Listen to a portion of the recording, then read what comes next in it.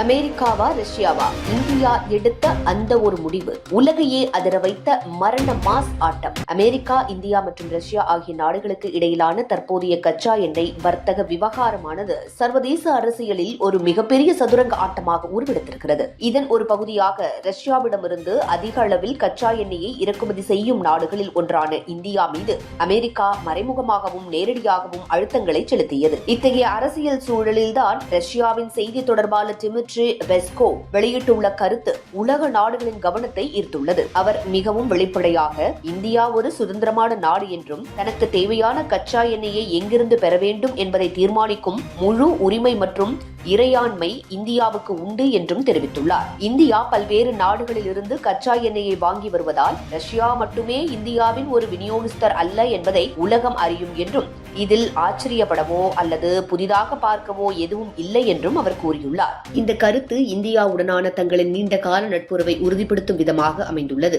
இந்தியாவின் எரிசக்தி பாதுகாப்பு என்பது 140 கோடி மக்களின் வாழ்வாதாரம் மற்றும் நாட்டின் பொருளாதார வளர்ச்சியுடன் நேரடி தொடர்புடையது. சர்வதேச சந்தையில் மலிவான விலையில் கச்சா எண்ணெய் எங்கு கிடைக்கிறதோ அங்கிருந்து வாங்குவது என்பது இந்தியாவின் பொருளாதார தேவையாகும். உக்ரைன் போர் தொடங்கிய காலத்திலிருந்தே மேற்கத்திய நாடுகளின் தடைகளை தாண்டி ரஷ்யாவிடமிருந்து இந்தியா தள்ளுபடி விலையில் எண்ணெய் வாங்கி வருகிறது. இது இந்தியாவின் பணவீக்கத்தை கட்டுப்படுத்தவும் உள்நாட்டில் பெட்ரோல் மற்றும் டீசல் விலையை ஒரு சீரான நிலையில் வைத்திருக்கவும் பெரிதும் உதவியது. எனவே எந்த ஒரு நாட்டின் அழுத்தத்திற்காகவும் தனது எரிசக்தி பாதுகாப்பையோ அல்லது தேசிய நலனையோ விட்டுக் கொடுக்க போவதில்லை என்று இந்திய வெளியுறவுத்துறை செய்தி தொடர்பாளர் திட்டவட்டமாக தெரிவித்துள்ளார். இந்தியாவின் இறையாண்மை என்பது மற்ற நாடுகளின் விருப்பத்திற்கு உட்பட்டது அல்ல என்பதையும் தெளிவுபடுத்தியுள்ள இந்தியா தனது வெளியுறவு கொள்கையில் ஒரு நடுநிலையான மற்றும் வலிமையான பாதையை தேர்ந்தெடுத்துள்ளது. இந்த விவகாரம் வெறும் வர்த்தகம் சார்ந்தது மட்டுமின்றி உலக வல்லரசுகளுக்கு இடையிலான அதிகார போட்டியையும் வெளிச்சம் போட்டு காட்டுகிறது. ஒருபுறம் அமெரிக்காவுடன் தொழில்நுட்பம் மற்றும் பாதுகாப்பு துறையில் இந்தியா நெருங்கிய உறவை கொண்டிருந்தாலும் மறுபுறம் ரஷ்யாவுடனான வரலாற்று ரீதியான மற்றும் பாதுகாப்பு சார்ந்த உறவை இந்தியா